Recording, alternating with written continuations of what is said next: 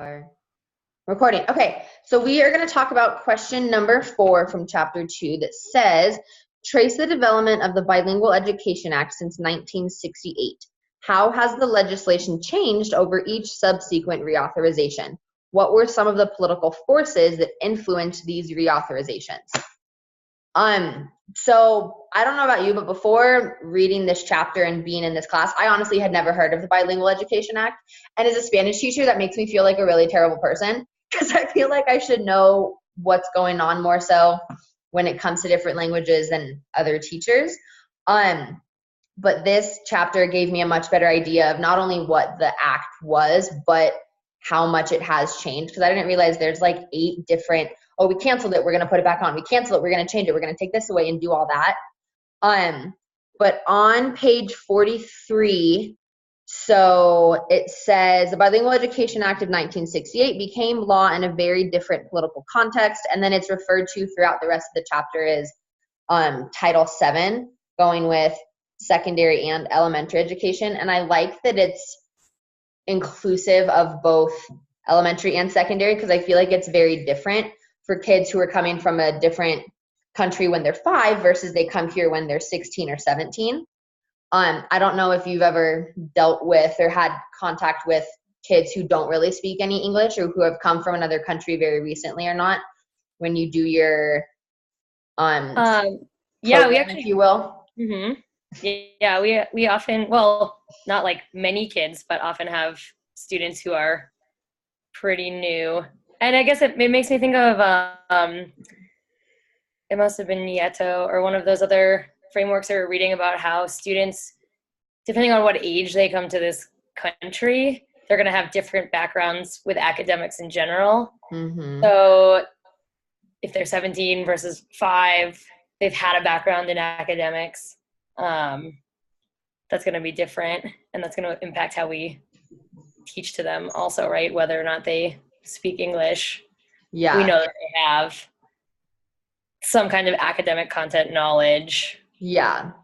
And they know what, they may not have a word for it in English, like you just said, but they have that experience with schooling in general versus being thrown into it at 5 and it's like, hey, welcome to America. Good luck. Yeah. Yep.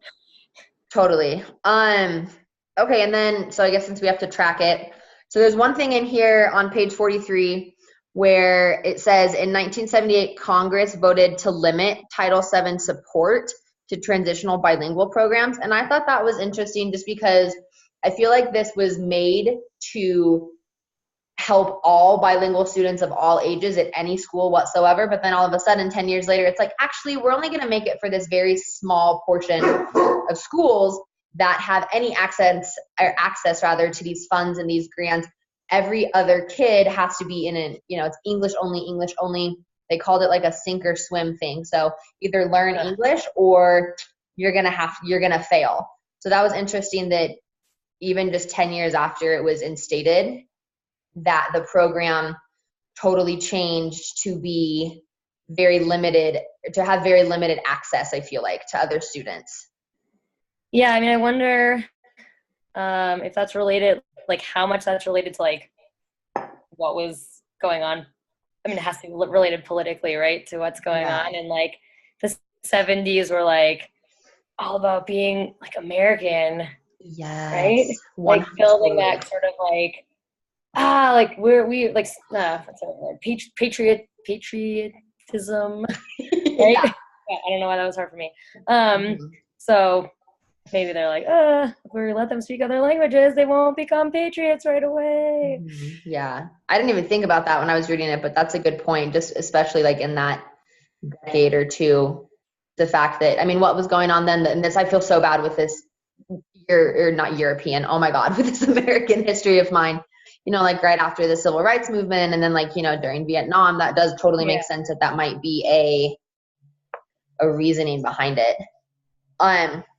And then one thing that I was reading on here, on page 46, in the second full paragraph, the one that starts with meanwhile, so there's the senator from California who totally opposed the Bilingual Education Act, and he was calling it, said, a failed path, a bankrupt course, and a waste of 1.7 billion. And then he accused bilingual educators of attempting to promote a sense of cultural pride at the expense of proficiency in English.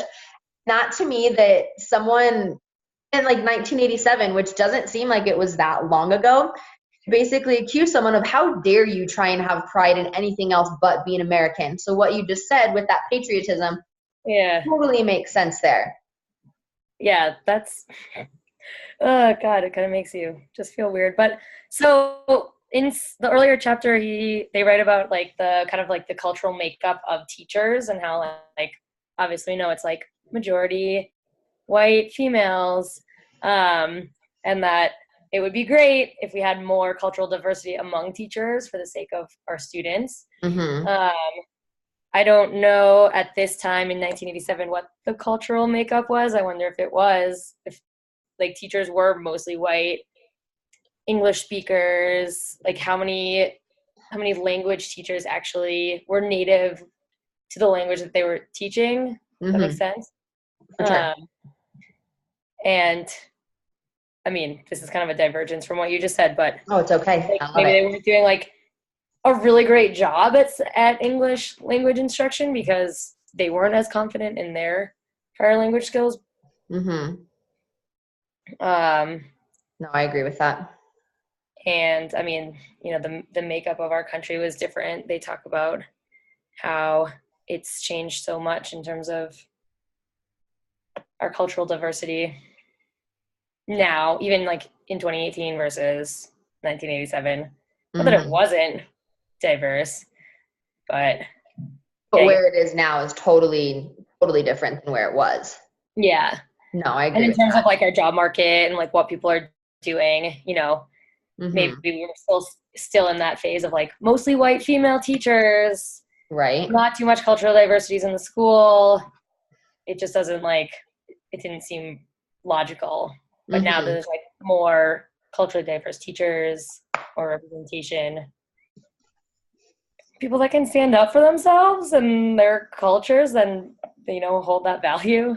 Right, for sure. Instead of just accusing people of having pride other than American pride. Yeah. That seems very interesting to me. I don't think that'd go over very well these days. Oh God, no. And I would hope not. Right, seriously. Okay, so then there's something in here about, so Title 7 on page 47, where it's talking about like the English only movement. Some people were like big advocates for English plus, which is basically, I know English plus another language, which I liked that was kind of a subset of the Bilingual Education Act, that, it's okay that you aren't totally fluent in English, but you're fluent in this other language, and trying to, because we've read, I feel like, a bunch of stuff where it's, taking someone's native language and incorporating that into teaching them English, and pulling on, like you were saying, pulling on those strengths in their academic language and strengths from their native language and using that to help supplement their English. I feel like this one is part of, it has something to do with that, with just the sense that you don't know that much English, but you're getting there.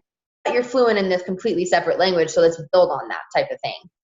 So I liked how that was included in there. Yeah.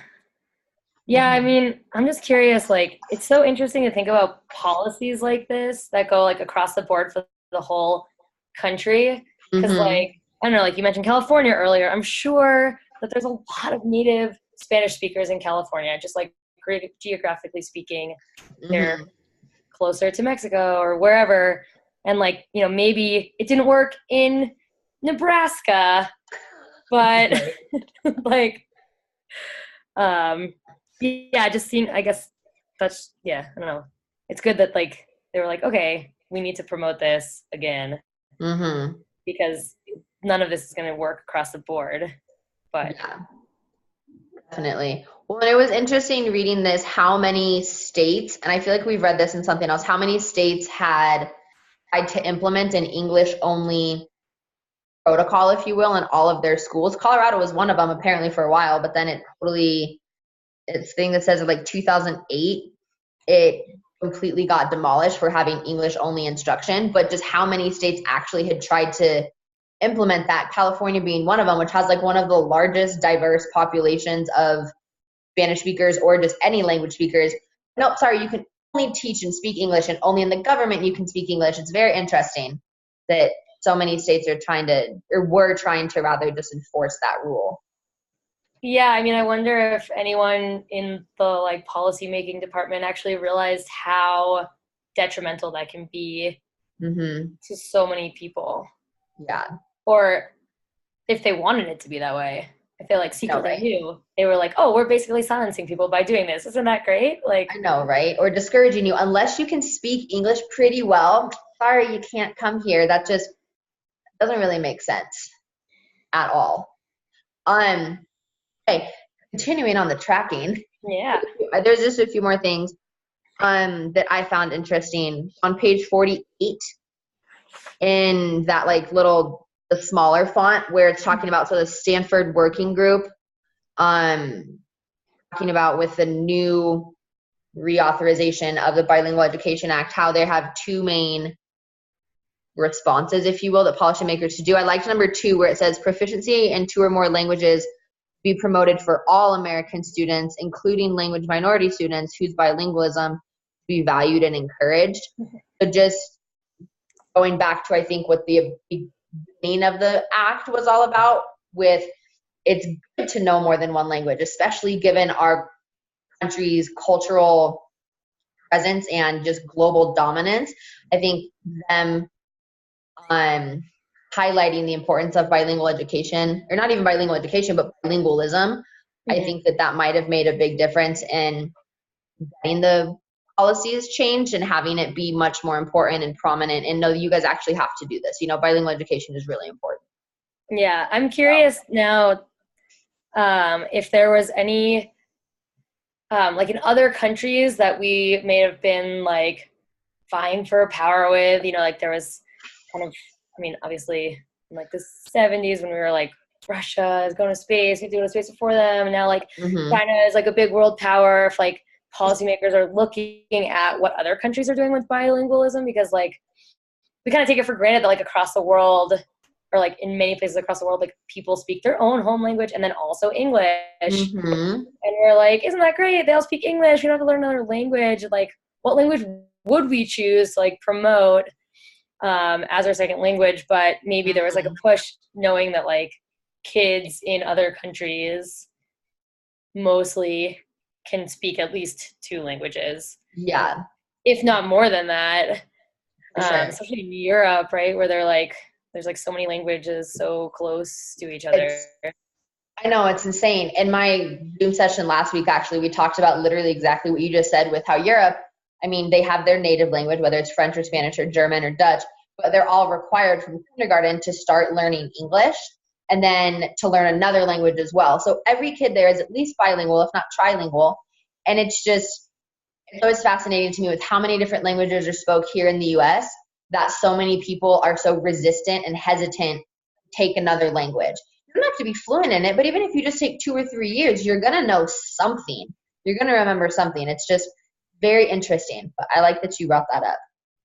Yeah, it just makes me think that like people who are actually in like the divide between people who are actually work directly with students in education versus like policymakers and like politicians who are like kind of, I mean, I don't want to get political. It's all political. I guess, yeah, that's true.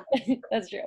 Yeah, just think about our government. It's like a lot of old white guys, like not like on the ground working with the kids and like seeing the actual impact that's happening when kids are exposed to different languages. Like, I really value that, even though I studied French in school, which is like not a totally useful language for me anymore, but like in learning that language, I also learned about that culture, and then I had like that exposure to another culture and another way of thinking, other types of literature, things like that like, I mean, I guess you could argue that there, like, obviously there's lots of different cultures across the world that also speak English and have variety, but like when you learn another language, you learn another culture, you are exposed to just so much more.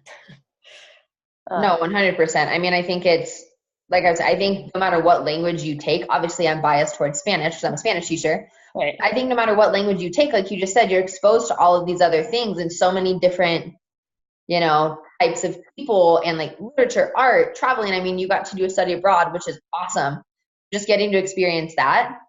I wonder if the people that were constantly reauthorizing this act were actually talking to educators and people that were in the classroom all the time thinking about, okay, why do you think that this act is important, or why do you think it's not important? What changes should be implemented versus just, you know, from Congress, okay, we have X amount of Latino students now and X amount of Asian American students, so we have to implement this, versus actually knowing what's going on in the classroom to make the changes relevant and actually worthwhile versus just, we're going to slap another label on something. Here you go, teachers, you got to do something else now. You know what I mean? Yeah. I don't know for sure, but I feel like there's a huge divide.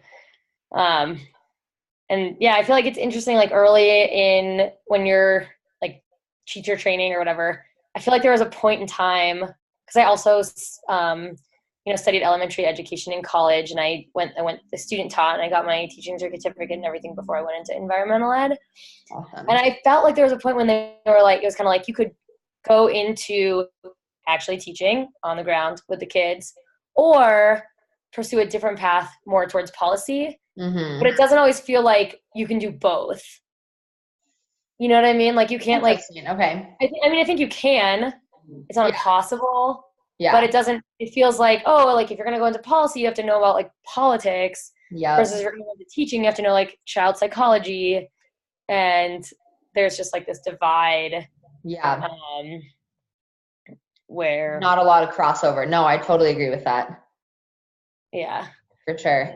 We get these like weird policies that we have to enforce. I know, right? We don't agree with. Right? Like, have you ever been in a classroom? Like, do you realize what's happening here? Like, what you're asking? Yeah. Right? Or like hung out with a child. No, right? Have you been around people is what I'm wondering. Like, what's happening? Okay, so I guess there's just a few more things that we can kind of trace, if you will, for this. On page 55, so it looks like it's been reauthorized. So implemented in 68, and then, 1, 2, 3, 4 different years that there's been like a ton of different reauthorizations and stuff like that. But I think there was one on here that I liked. So it said, so at the bottom where it says students eligible for federal services, so it looks like at the very beginning, services were to be provided to children who came from environments where the dominant language is other than English. But it was really interesting that families had to have an income of less than $3,000 per year, which when I was first reading that, I was like, that's like almost what I make in a month, like more than I make in a month a little bit. But I was like, in an entire year, but then I realized it was 1968 and, money was different then. Yeah. But then how in 74 it made it, 74 and 78, it was, they totally ended the low income requirement. So I wonder if that was because more families were making more than that, but still needed to have this, help provided to them, or services rather provided to them, or what the difference was of that versus just, hey, you have to make less than $3,000 a year in order to be in this program. And then having those changes implemented in it, I'm wondering, families were making more but still needed that help, if that was one of the underlying factors of it. Yeah, and then also, like, why does that matter, right? Like, it doesn't really matter how much money you're making in a year. You need to support the students to be able to achieve academically. I mean, if a kid comes from another country, moves to the States, and maybe, I don't know, are they assuming that, like, if you had more money, you could, like, hire a tutor or something, or, like... Yeah, like, only the poor people need our help here. The rest of you, you'll be fine. We have faith in you. Yeah. Yeah, or, like, money is the only issue. I don't know. But, yeah, I don't know. I guess there's got to be more to it than that, but... I mean, one would think, but it's just, I don't know of any other acts like that with education where there's a... besides like free and reduced lunch, where you have a limit or cap to what you can make in order to get access to those services. But yeah. I mean, there might be more. Maybe I'm just not very well educated on that. But And yeah, I mean, once again, it's interesting, like you said, that like you would think we would have already heard about all of these I know, right? changes, right? Yeah. I mean, I do. I feel bad for not knowing more about this, but now I do, thanks to this book. Yeah. Then so I guess the other real big thing that it had was talking about how in page 57, where so there was another reauthorization and more changes, if you will, that there was a 3-year limit on funding.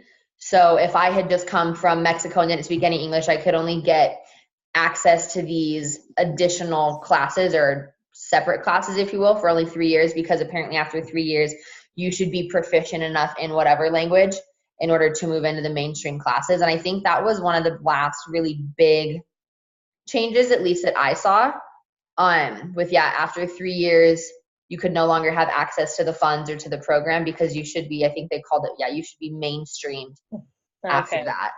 Right. And that's like ignoring everything we were reading up about before, where academic proficiency comes like way later than conversational proficiency. Yeah. It's exactly. Kind of like ignoring that fact for the sake of saving money. It's always about the money. Always about the money.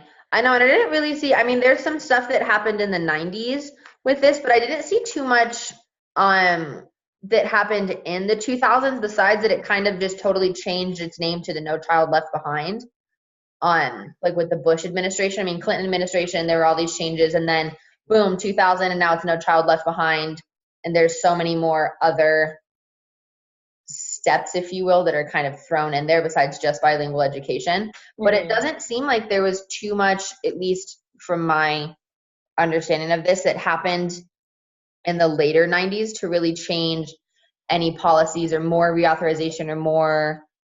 Right. So like, where do we stand now? I know, exactly. So I'm interested if more of this book, not this chapter, but if this book talks more about this is where, bilingual education is now in 2018 and what their requirements or funding processes and stuff like that. I wonder what it's like now. That'll be interesting to find out. Yeah, I mean, so is there anything, I mean, obviously you said that you hadn't really heard about much of these changes.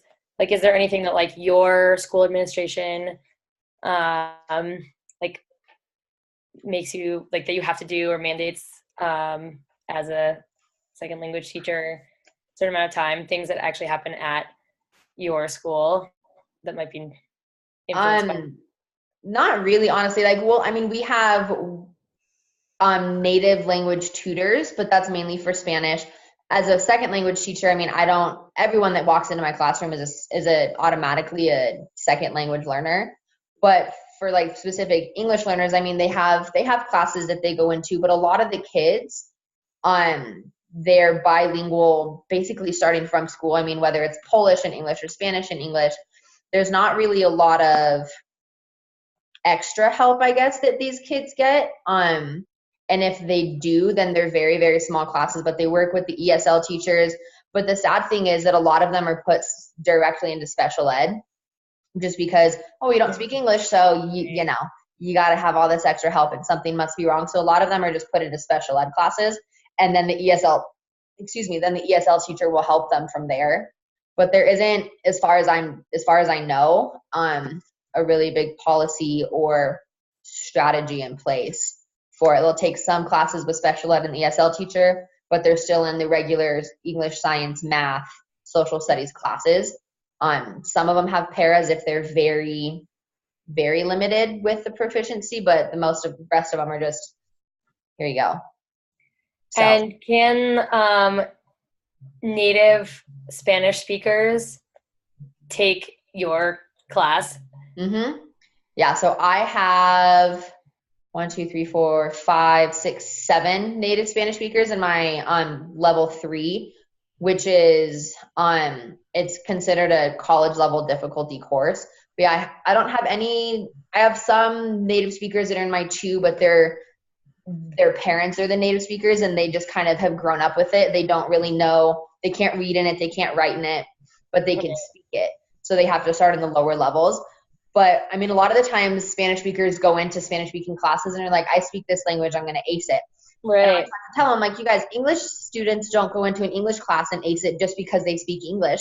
They have to learn all of these other things and the grammar behind it and the writing. And one thing with native Spanish speakers, when it comes to written accents, they are awful at it. It is really, they're so bad at it. They know how to pronounce the words just fine. Right. It's a written accent. So that's something that a lot of speakers just really struggle with. But it's interesting how many come into the class thinking, I got this, I speak Spanish. But you're failing, so not really. Yeah, I mean, that's like, I guess it would be like the equivalent of a kid, like an native English speaker taking an English class, like you said. Yep. It's not a given that they're going to, but it is a good way for them to improve their skills. Exactly. Help them in their other classes too, I'm sure, with that understanding component. Well, and I always tell my students, I'm like, you guys, I understand English and the structure and how it works so much better because of Spanish. I mean, I had no idea what an indirect and a direct object pronoun was in English. It's like, what are you talking about? And then learning Spanish, it just makes so much more sense. Yeah. But it's just, I mean, for some people, languages are very, very easy. For me, I'm one of those people. And then some of them, you really, really have to work at it. But I think overall has definitely, it's a good experience for most of them, I hope. Yeah, I'm sure it is. Right. Yeah, I mean, I have, a lot of contact with speakers, like people who are native Spanish speakers and maybe other, but like, that's not really like the focus of our learning. So, I mean, I still try to like maybe learn a few, like some words that they can teach me about what we're learning about, things like that, let them write in their native language. But in terms of like these actual like policies, I feel like pretty removed from it. Yeah. Just because it's like not like a direct impact on the way that I teach. For sure. Not to say it's not important, just that like I feel like a little bit ignorant about it, I guess. Well, it's harder when that word you just use, impact, is perfect. I feel like it is harder when it doesn't directly impact you. I mean, it's not that you don't care about it. It's just, it doesn't affect the way that I teach, So that's, I think that's a good way to put it versus it doesn't affect me, I don't care. It's just, right. It's just very different. Yeah. So. And I think that like knowing this history and like tying it together with like the politics at the time or, whatever was going on it's pretty interesting because it kind of gives you maybe like looking back to look forward, right? To like see how policies might change in the future. For sure. And how maybe, I don't know, as teachers, we can have an influence on that, hopefully, if that ever, like, if those policies are changing again. Yeah. How we can. Given our current political climate, I'd be very interested to see if it's, if it does revert back to a very only English first type of mentality. I think that I 100% know that we've come a long way since 1968, but just given, again, where we're at now, it'd be interesting to see if, in the next 2 years, if anything does kind of just change back to that, or if that is something that is, the conversation, if that's reignited or not, or if it already has been, and if this act is going to go through more either cancellations or reauthorizations or total changes again, how those would look now, given the fact that we have so many more, like you were saying earlier, so many more minorities in this country in different languages. We're going to be the minority here soon, so I'm interested to see if that impacts anything or not, or changes rather. Yeah. And if there's also like state like overrides, like if Colorado could say, okay, this is our federal policy, but like maybe Colorado can create their own addendums or whatever. Yeah. To make it so that like we could still teach in the way that is the best for our students. Right, exactly. And throughout this whole chapter with the bilingual stuff, it was talking about the different reauthorizations, how some states were like, nope, it's English only, and other states embrace the more we'll teach you in your native language along with teaching you English. And it seemed like that was a pretty consistent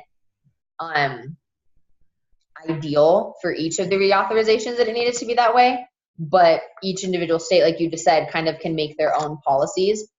So we'll see what happens. I don't know. Do you have anything else that you want to add to that? No, I think we covered it. Boom. All right, I'm going to stop recording.